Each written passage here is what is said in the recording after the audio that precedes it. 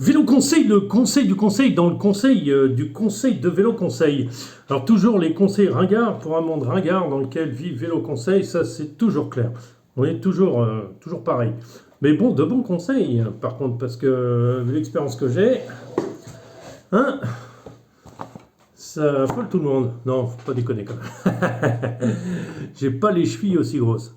Bon, aujourd'hui, on va parler d'un truc intéressant, parce que j'aime bien parler de choses intéressantes. On va parler de choses fulgurantes, parce qu'on aime bien les choses fulgurantes. Vous en avez marre hein, de mon introduction, parce que je sens que vous allez vous barrer déjà et que vous n'allez pas regarder ma vidéo, mais c'est pas grave. Voilà, alors je pourrais faire, comme certaines chaînes, enfin les plus grosses chaînes, voilà, des montages avec des super vidéos incrustées, des images comme ça. Alors ça viendra un jour. Je commence déjà un peu sur un mode aventure, mais je ne suis pas très actif. Enfin, de toute façon, je fais mon montage de toute façon, avec mon téléphone pour l'instant. Un téléphone qui a 4 ou 5 ans, je ne sais plus, et donc qui n'est pas la dernière mode de la puissance, mais bon, ça reste quand même, ça fait son taf, il n'y a pas de problème, je suis pas du tout à plaindre. Mais du coup, le PC que j'ai, il a plus de 10 ans, donc lui, par contre, il arrive même pas, il n'arrive pas à faire un montage en 4K. Donc, même, je crois que même en 1080 HP, il marche pas, il n'y arrive pas, il se plante. Bon, donc un jour, j'aurai un PC. Un jour viendra. Voilà, bon, passons au vif du sujet, puisque c'est ce qui nous intéresse. Voilà, je pars du principe, et si nous partions faire le tour du monde en vélo? Alors, je ne vais pas vous raconter une histoire, je ne suis pas conteur d'histoire, mais quel matos vous faudrait-il? Et surtout, qu'est-ce qu'il ne vous faudrait pas? Voilà, parce que le tour du monde en vélo, c'est un peu compliqué. Il y a des notions à prendre bien en clair dans sa tête, parce que c'est pas le Tour de France. Le Tour de France, par exemple, si vous faites un parcours en France de 1000 km, même si c'est 1000 km, vous arriverez toujours à trouver un détaillant, vous arriverez toujours à trouver plus ou moins des magasins, des trucs, vous arriverez à trouver des chambres partout, enfin des pneus partout, vous arriverez à trouver tout ce que vous voulez. Il y en a même certains que j'ai croisés en faisant camp Mont-Saint-Michel. Bon, c'était vraiment 3 jours, c'était pas long, mais j'avais pas le temps. Un gars qui faisait une grande randonnée, lui, il se faisait, en fait, il achetait des t-shirts, il les mettait une journée, il les renvoyait à sa femme en colis. Et sa femme lui renvoyait les propres. Je trouvais ça trop drôle. Non, moi j'avais une autre idée, c'est que moi je voulais bien dormir, donc je dormais dans un camping. Je voulais pas faire de camping sauvage. C'est pas ce que ça coûte, franchement. Aussi, ça coûte beaucoup quand on fait ça sur un mois ou 2 mois. Donc après, sur le tour du monde, ça marche pas. Mais je voulais faire ça tranquille. Je voulais trouver une douche. Et surtout, je voulais m'organiser comme ça. Je pars à 9h, je finis à 4h. À 4h, je suis sur mon site, je monte ma tente. Je me décontracte. Généralement, je choisis une petite ville sympa, histoire de faire un peu de tourisme en même temps l'après-midi, passer à autre chose. Et puis après, à 8h, le dîner. Et puis après, aller se coucher à 10h.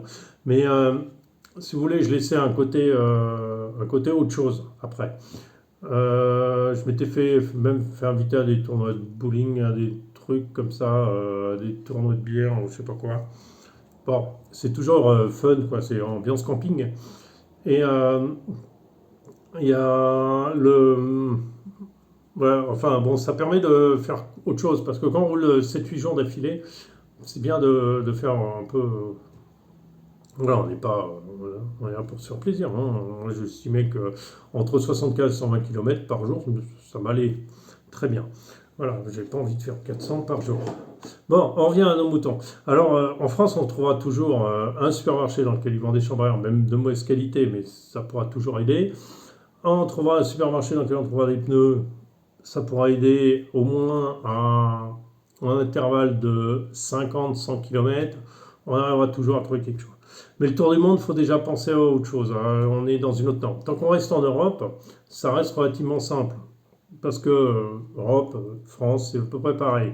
En plus, si vous suivez les routes, les routes touristiques, là, je ne sais plus comment elles s'appellent, la route 6 ou je ne sais pas quoi, que vous suivez le Danube par exemple, je crois que c'est la route 5 ou 6, et, ben, vous arriverez, c'est tellement organisé là-bas que vous avez même des bars, des trucs pour bouffer, tout le long. Vous n'allez pas à vous casser la tête, c'est une question, voilà, vous n'allez pas à vous prendre la tête.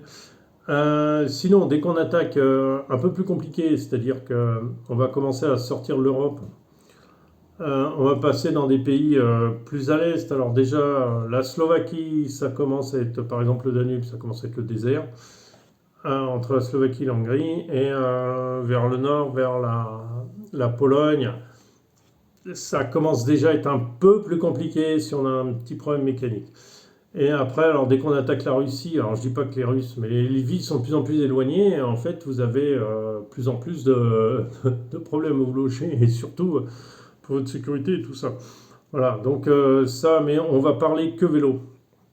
Que vélo. Donc ce que je veux en amener, et puis alors dès que vous attaquez l'Inde, la Chine, tous ces pays-là, enfin la Chine, enfin dans certains coins c'est quand même complètement, enfin bon. Et certains pays, Laos, tout ça, ouf, ça commence à être compliqué pour trouver du matos, pour faire réparer si on veut trouver. Alors voilà, on va faire simple. Voilà, donc on va éviter déjà les composants à éviter de base. Les fourches expansion. Alors les fourches expansion, pourquoi? Bah, parce que ça demande de l'entretien, une fourche expansion, tu sais. Et l'entretien, ça veut dire que si tu pars pour 100 000 km, ou que tu pars dans les 30 000, 40 000 km, la fourche expansion elle devrait tenir. Mais il suffit que tu aies ne serait-ce qu'un problème, que tu n'arrives pas à une fuite d'huile, ce qui risque de casser ton comportement du vélo, ça va te poser problème et tu n'es pas sûr en Chine, en Inde, tout ça, de pouvoir la faire réparer. C'est même clair que tu ne vas pas y arriver. Après, en plus, la fourche expansion pose un problème pour poser tes bagages en bas devant, et ce qui est important de les mettre là pour avoir son avec tes pas. Voilà, c'est tout si tu pars en autonomie complète. Après, il y a aussi ce qu'on va supprimer, ce qu'il faut éviter, c'est toutes vos routes compétition, Mavic, Carbone, Mavic machin, truc. Alors pourquoi? Parce que là, c'est pas la même logique. On est la logique 24 heures du Mans, c'est pas Formule 1. C'est-à-dire qu'il va falloir, c'est pas une course de 40 km. Donc là, il va falloir du matos qui tient longtemps. Donc il faut des jantes d'enduro, enfin, faut du bon solide. Quitte à ce que ce soit lourd, mais ce sera lourd, forcément, mais ça va durer. Et c'est ça qui est important. Après, on va éviter les petites jantes légères, les petits trucs comme ça. Mavis Cross Max, en fait, je ne sais plus comment elle s'appelle, Crossland et tout ça. Alors là, c'est limité en poids en plus. Alors, prenez pas ce genre de matos. Prenez du bon classique. Roue montée à la main, voilà, avec des moyeux Shimano si vous voulez, c'est presque indestructible en dehors et tout ça. Donc allez-y, cool. Après, qu'est-ce qu'on va supprimer? On va éviter les freins à disque. Et oui, les freins à disque, ces charmants freins à disque qui nous aident tous les jours. Alors les freins à disque, c'est très discutable en ville, c'est très discutable en VTC, c'est très discutable comment on appelle ça, en, en graveleur, c'est très discutable. En descente, enduro, et c'est pas discutable. Mais sur ça, et le vélo d'enfant, ça sert à rien. Voilà. Alors pourquoi c'est discutable? Parce que le freinage ne sera pas accru par rapport à un frein sur jante, ce sera quasiment pareil. Le feeling sera un peu meilleur, ça dépend de la gamme que vous avez. Si vous avez un bas de gamme en frein à disque, ce ne sera pas meilleur, voire pire. Mais si vous avez un haut de gamme, si vous avez un moyen de gamme, ça ira très bien, mais ce sera l'équivalent d'un V-brake classique. Ça ne vous offrira pratiquement rien de plus. La seule différence, c'est quand la jante sera mouillée, c'est pas forcément quand il pleut, c'est quand la jante sera mouillée, effectivement, vous aurez un meilleur freinage. Encore si vous avez vraiment des bas de gamme, c'est pas génial. Voilà, donc c'est pour dire que votre beau frein à disque, alors il faut savoir que moi, un frein à disque, quand je faisais la descente, mes plaquettes à l'arrière, un jeu de plaquettes à l'arrière me faisait 1 jour et demi de descente. 1 jour et demi de descente, les plaquettes à l'arrière, je peux les virer, je peux en mettre d'autres. Voilà. Ok? Donc, j'ai tout dit. C'est-à-dire que dans des bonnes conditions, voire dans des pays plus humides, quand vous approchez plus de l'équateur et tout ça, où il y a plus d'humidité, plus de boue, machin, vous allez traverser la mousson forcément à un moment, vous allez traverser ci. Alors c'est un jeu de plaquettes, les 4 plaquettes tous les 15 jours, quoi. Voilà. Alors à moins que vous en ameniez, je ne sais pas combien, parce que là-bas, ça va être compliqué d'en acheter. Enfin, si vous restez chez Shimano, ça devrait aller. Mais ça va pas être facile forcément d'en acheter, ou à moins que vous en ameniez 40 kilos de plaquettes pour votre trip. bah, va falloir oublier cette solution parce que c'est la pire des solutions en fait. Ça vous aidera pas vraiment, mais par contre ça vous compliquera la vie quand il y aura un problème. Après, quand vous êtes dans la brousse, un arrachage de câbles hydrauliques et tout ça, à faire réparer au fond de la cambrousse avec du scotch, je sens pas le freinage après, je sens pas le truc après. Donc tous ces composants un peu qu'on pète, machin truc, il va falloir les supprimer complètement. C'est rester sur du cantilever si vous voulez. Cantilever, j'ai un vélo en cantilever, ça fonctionne très bien quand ils sont bien réglés, hein, il n'y a pas de souci quand vous avez le bon patin. Et V-brake, c'est pas un problème. À la limite, si vous voulez pas être embêté, vous pouvez prendre allez, 15 jours en avance, ça prend pas de place, c'est pas lourd, voilà. Et ça coûte rien, quoi. Voilà. Donc, si vous voulez, le frein, et puis les freins, moi j'en ai des V-brake. Les V-brake, à partir du moment où on prend des marques comme Cool Stop, machin truc, vous allez pouvoir vous l'utiliser. Moi, je l'utilise un an et demi, quoi. Je ne change pas. Je n'ai pas besoin de les changer aussi couramment que si j'avais un frein à disque. Quand j'étais coursier et que j'étais sur un disque, hein, c'était pas un an et demi. C'était tous les 6 mois qu'il fallait au moins à l'arrière. Hein, c'est pas pareil. À moins à l'arrière avant, enfin, ça dépend. Mais 6 mois, ça ne durait pas plus. Hein. Voilà. Après, vous allez me dire, ouais, mais ça dépend, machin truc. Ouais, on reste sur du standard. Euh, Voilà, donc du coup, ça, le frein à disque, on oublie, la fourche suspension, on oublie. Après, on va parler des roues trop légères, machin truc, on oublie, on prend du grand classique, grand standard, que ce soit réparable partout, qu'on puisse remettre partout. Moi, je conseillerais même de partir sur un 26 pouces. Un 26 pouces, on trouve des roues partout, on en trouve des pas chères et c'est résistant et c'est suffisant. Vous mettez un pneu plus gros si vous voulez, si vous comptez pas faire que de la route, mais à un moment, il va falloir du confort, quoi. Donc, à un moment, un petit pneu tout fin. Alors, c'est pareil, les pneus. On va en parler, là. Les pneus, oubliez les petits Hutchinson. Alors, Hutchinson, Michelin, enfin, qu'importe, Schwalbe, les petits fins, là, comme ça. Ça a une tenue à peu près 1500-2000 km comme on roule. Hein, voilà, 1500-2000 km. Donc, soit vous partez avec 25 pneus derrière avec vous, soit vous dites, bah, j'en achète un stock juste en quittant l'Europe, par exemple. Ça peut être faisable, ou alors je me fais envoyer par ma maman par courrier des pneus toutes les 3 semaines, quoi, même pas. Voilà. Donc du coup, les pneus, on oublie, on prend autre chose. Les pneus anti-crevaison, c'est bof moyen aussi, ça s'use de toute façon, donc si ça s'use, ça s'use. Ça va être un peu moins sensible à la perforation, et encore, sur les côtés, ça va être sensible à la perforation, c'est plus lourd, et ça va pas faire vous gagner. Le mieux que j'ai trouvé, et ce qui tient le plus longtemps possible, ça va être vraiment des pneus de VTT. Pneus de VTT, vous prenez la Tangrigic pas cher, c'est indestructible. Vous faites 6000 km avec, ça va pas bouger. Ça ne bouge pas. Ça va s'user forcément, parce qu'on roule sur le bitume, un peu tout, les chemins et tout. Ça s'use. Ça adhère pas forcément super génial, mais ça a une durée de vie de 6000 km, quoi. 6-8000 km facile. Voilà, par exemple. Par exemple. Voilà, après. Qu'est-ce qu'on va maintenant qu'on sait ce qu'on va pas acheter, maintenant quel cadre on va acheter parce que maintenant le cadre c'est aussi un critère important. Alors le carbone, ça c'est à proscrire absolument. Le carbone n'étant pas réparable, t'es chargé à mort. Généralement les cadres carbone ne sont pas vraiment faits pour être chargés, ils sont étudiés pour te supporter toi, mais pas 30 kg en plus si tu veux. Après c'est pas que c'est mauvais le carbone, c'est pour ça que c'est pas adapté. Si tu casses ton cadre en plein milieu de la cambrousse, ben tu tires tout quoi. Tu fais une charrette avec, je sais pas ce que tu fais avec, mais tu fais pas grand chose avec du bambou. Tu répares avec du bambou. Voilà, le carbone t'oublie. L'alu, l'alu c'est pareil. L'alu c'est un mauvais matériel pour le vélo. Moi, je changeais pendant que je faisais le plus fort de ma compétition, je faisais un cadre tous les 2 ans. Un 4 tous les 2 ans, c'est-à-dire 10 000 km à peu près. 10 000 km, un 4. Allez, on dégage, on prend un autre. Tout ça parce que je ne voulais pas risquer. Parce que l'alu a un tort. Alors ça, vous avez des articles là-dessus sur le cycle, je crois, le cycle, qui explique clairement que le Tour de France, quand on avait des cadres alu, il fallait 3 ou 4 cadres pour faire le Tour de France. 3 ou 4 cadres, ils pétaient 4 cadres, les mecs. Pourquoi? Parce que l'alu est un mauvais matériel. Pourquoi il est un mauvais matériel, l'alu, en absolu? pour ce genre de contraintes répétées, à long terme. Voilà, c'est surtout des contraintes fortes et répétées longtemps. Et ben c'est parce que c'est pour eux déjà. C'est pour eux, donc c'est pas top top. Et après, ça se micro-fissure. Une fois que vous micro-fissurez, ben, vous ne voyez pas la fissure, en fait, c'est qu'au microscope vraiment que ça se voit, et paf, ça pète, et ça pète sec, net, direct. Donc, c'est pas le problème, ça pète net direct. Le problème, c'est que c'est, voilà, vous allez trouver un mec qui va vous faire en fond de la Chine de la soudure à l'argon.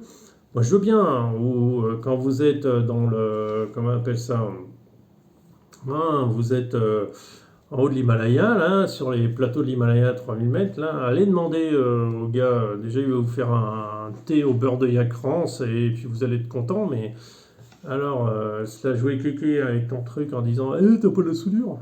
Non, là, c'est oubli, c'est fini. La seule chose qui soude partout dans le monde et facilement et qu'à peu près tout le monde sait faire, c'est l'acier.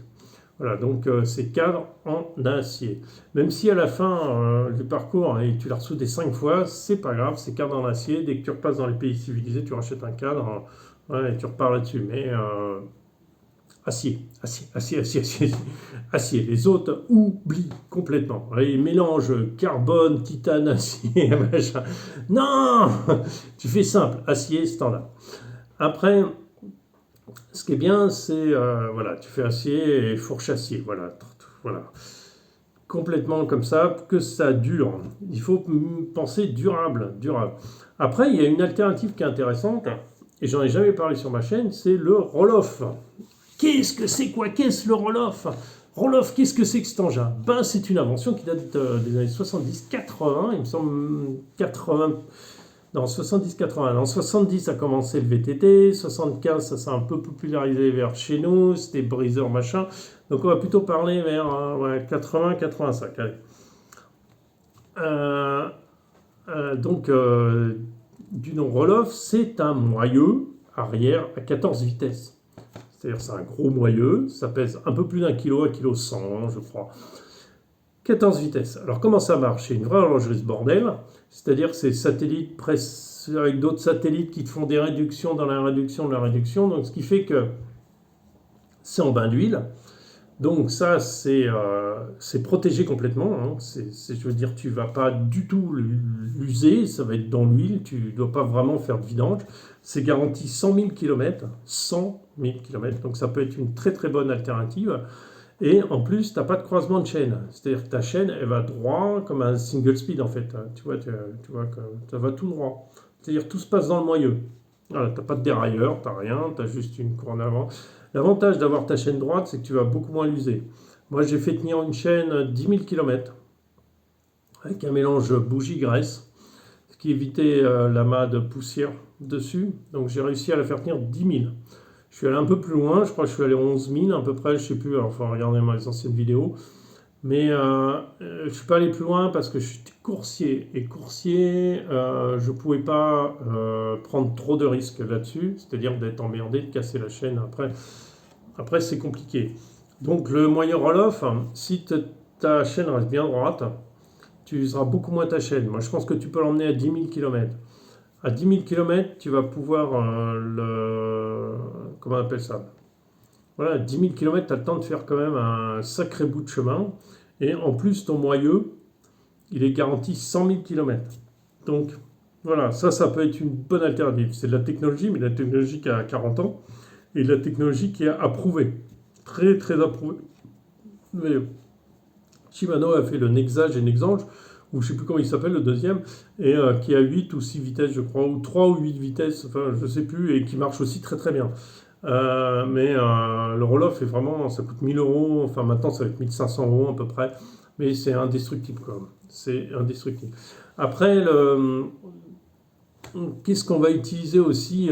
Changement de vitesse. Alors toutes les manettes, changement de vitesse, machin, alors ça va, Shimano, ça dure bien, ça dure longtemps, un coup de genou, ça tient, une chute un peu trop grave, vous avez tendance à les tordre, à les péter les trucs. C'est ça un peu le problème, mais ça tient dans l'absolu, ça tient relativement bien. Donc ça, vous pouvez rester sur les Shimano. Alors c'est pas parce que ce qu'il faut éviter chez Shimano, c'est de prendre le XTR, donc haut de gamme, parce que sur le XTR, vous avez les innovations. Les innovations, elles descendent petit à petit dans le XT et le SLX. Après dehors, et ça descend encore plus bas. Mais ce qui se passe, c'est que si vous prenez une gamme entre Dior et SLX, c'est très bien, ça va durer très bien. Vous en prenez un jeu d'avance si vous voulez, ça vous n'avez pas de problème. Après, les câbles, câbles de frein et tout ça. Alors les freins, justement, j'ai un truc intéressant sur les freins, c'est les freins. J'en ai pas parlé, je parlais des cantilevers, mais je n'ai pas parlé des meilleurs freins au monde, qui sont les meilleurs au monde depuis 30 ans ou 40 ans. Ça s'utilisait en descente dans les années 90. Est-ce que quelqu'un voit de ce que je parle? Ce sont des freins sur jante. Ce sont les meilleurs freins au monde. Attention, meilleurs freins au monde, quand je dis meilleurs freins au monde, ce n'est pas le meilleur freinage. Ce sont des freins qui demandent strictement aucun entretien, quasiment aucun entretien, avec qui les plaquettes de frein vont te durer, mais alors vont te durer 3-4 ans sans problème. Voilà. Et vont t'offrir un confort de freinage exceptionnel. Et c'est l'exact super compromis avec beaucoup plus de puissance qu'un V-Brake et une meilleure sensibilité. Alors ça, on va être sur du Magora HS33. Alors je ne sais plus où on en est dans les gammes. Il y a du HS11 qui est tout simple, HS22, HS33. Après, je ne sais pas maintenant comment il s'appelle. J'en ai eu pendant longtemps des HS33. C'est le meilleur freinage que vous ayez pour ce genre de raid. Pourquoi? Parce que vous n'avez jamais à changer d'huile. L'huile ne chauffe pas. Ça fonctionne tout le temps. Vous n'avez jamais de fuite. Jamais de fuite. Pendant 10 ans, jamais de fuite. Vous changez les patins, ils sont tellement épais que vous changez les patins une fois tous les... j'en sais rien, 5 ans, 6 ans, quoi. Les patins, c'est pareil, ils se clipsent. Vous remettez le machin en place, ça ne bouge plus, il n'y a rien à faire, ça prend 3 secondes à changer.